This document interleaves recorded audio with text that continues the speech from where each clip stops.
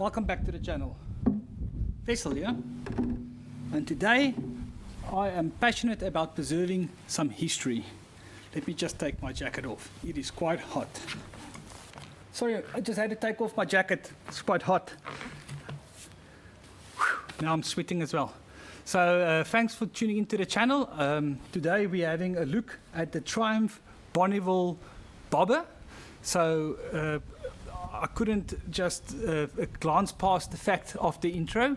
So in an era where music has become mass-produced, AI can create music, electronic music has become the norm almost. It stopped charting. I'm thinking of the Biebers and the Swifties out there.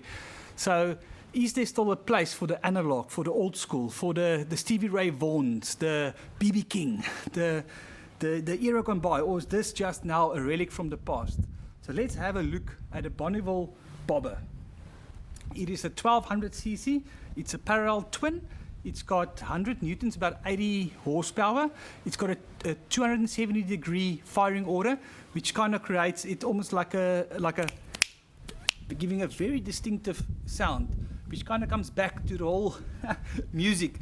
You almost get a time lapse. These motors were produced since the 50s, I think, if I'm correct. Basically unchanged. They did go to fuel injection. It's still a single overhead cam, parallel twin. They did go to a high torque motor. They are about 80 horsepower and 100 newton meters of torque. It's got fuel injection, traction control, ABS, rain mode, road mode.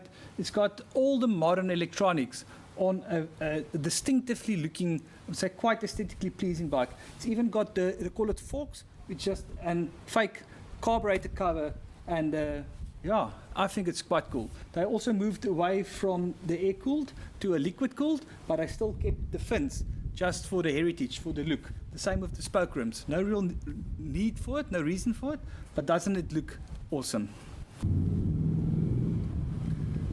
I'm pretty sure that's the owner of the motorbike riding past.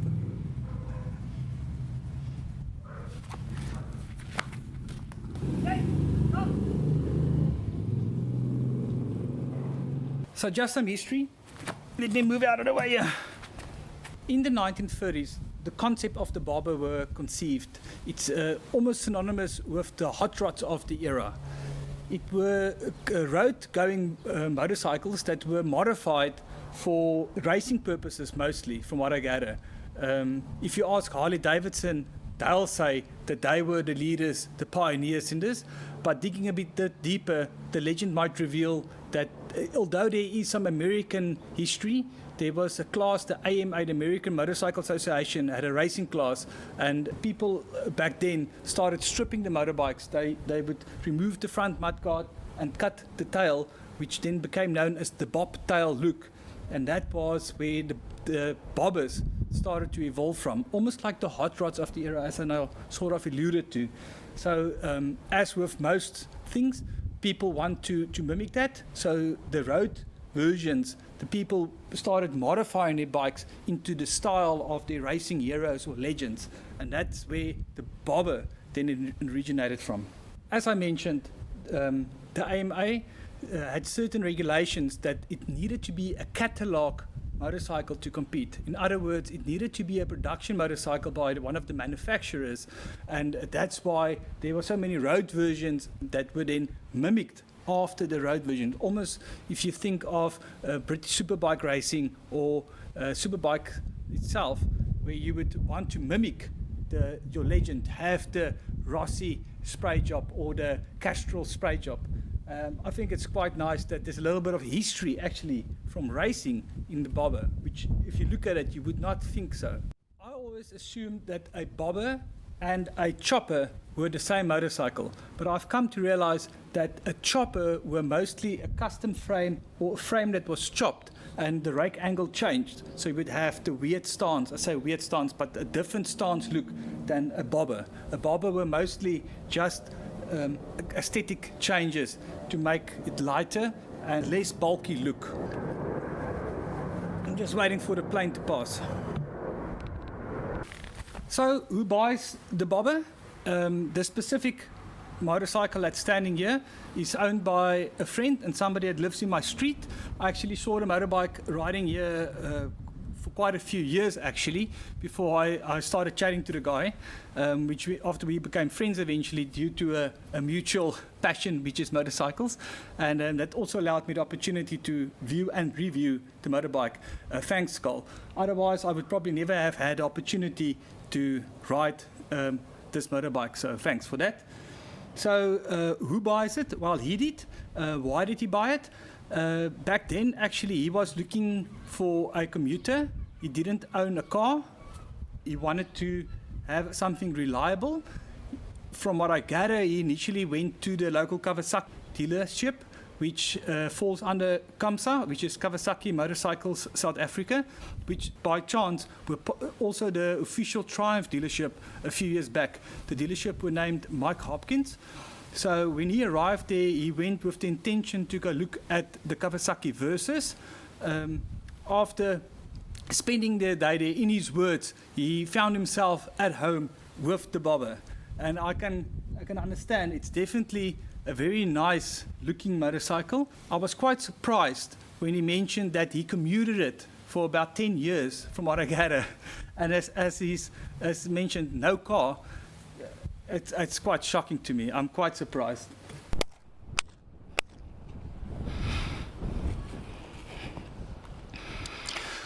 Cool. Triumph Bonneville Bobber 1200.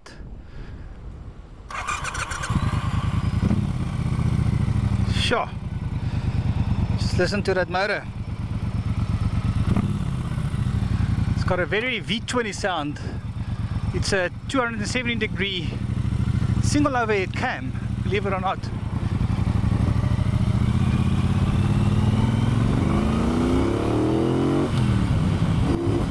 Yeah, instant torque, instant torque.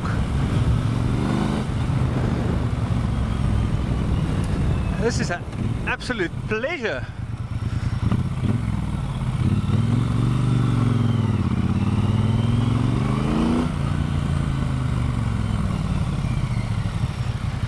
This model only has the single front disc brake, and I do feel myself wanting a little bit more brakes at sometimes.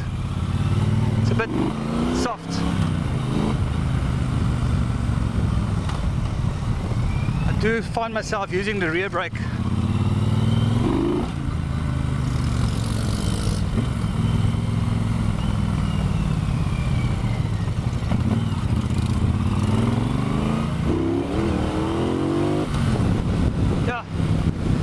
Monster, absolute torque monster.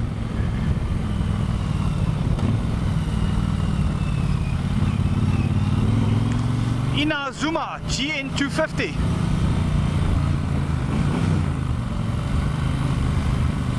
So this thing's got a loads of low down torque.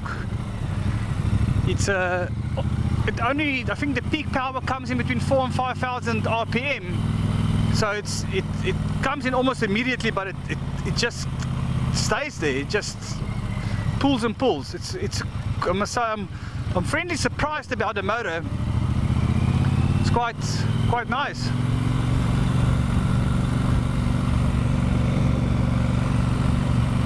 Very comfortable seating position. I must say you can adjust the seat. I think forward, backwards.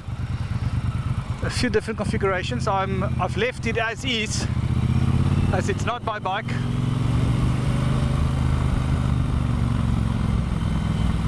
I might just need to pass this lady here.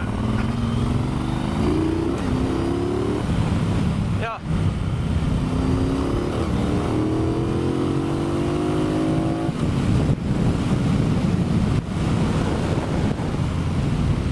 Oh no, it pulls like a train.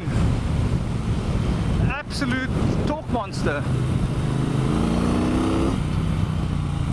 Yeah, see that's where I would have wanted some brakes again, just to scrub off some speed. It's got traction control and ABS, but I would be very surprised if you can actually lock the front up with the single disc. It does have a bit of a fat tire. I think it's 16-inch. I haven't checked now. I'll double check when I get home. Now this is an absolute beach to ride though.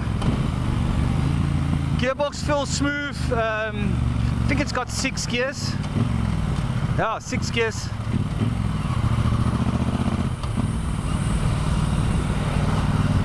Handlebars are quite nice. I would have preferred to have him just a little bit up just because I'm a bit taller than most riders. But all in all, my arms are stretched out. Very, very comfortable. Very aesthetically pleasing bike. You can see my own reflection here in the tank, even in this nice maroon red tank. It does feel like I can scrape the foot pegs, which I do not want to do.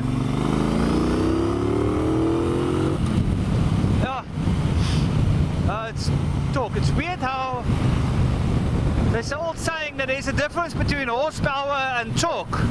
Horsepower is how fast you hit the wall, and torque is how far you move the wall once you hit it.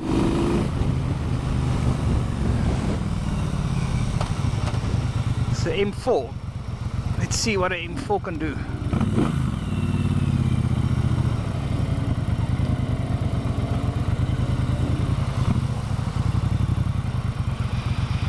Let's see what an M4 can do.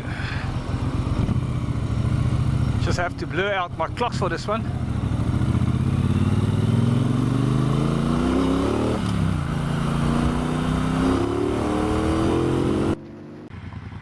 Just listen to that. It's got a very throaty sound, almost D20. Very nice. It is a twin after all. So my thoughts, would I buy one? Not sure. Will it have a place in my garage? Yes. Yes, there is always a place in my garage for interesting and nice motorbikes. I personally think that it would help a lot if it had a little screen for the wind. That's the only real complaint I have. It is quite prominent that you're sitting up inside the wind. Maybe I'm just somebody that likes to be on the gas a bit more and full throttle than somebody that likes a leisurely cruise. But ultimately, that's a very, very nice engine. It's a very smooth motor, very torquey. The bike is definitely long, or feels long and low to the ground. So it does feel like you're going to scrape the pegs. It's got fat tires, as I mentioned, but it's I was surprised. It's a very pleasant ride. But yeah, I'm not sure if I'll trade in my toe box for this as a daily commuter. But I can see the appeal, especially compared to a Versus. Before I let you go, just one last thing I forgot to mention. The service intervals, according to Triumph, is 10,000 miles, which is 16,000 kilometers. I'm not sure if I'll wait that long before I change the oil, but that is their factory recommended service intervals. It does have a chain. There is a belt conversion I've seen online for these. I'm not sure if it's good or bad. I've previously owned a few Beals and very similar to the Harley belts, and there are still some questions around it. If the chain or the belt fails, it's a bit harder to get it fixed than just the chain. So yeah, please click and subscribe. Let me know if there's anything else you'd like to see, you'd like to view, and I appreciate it. Cheers. Thanks. Bye.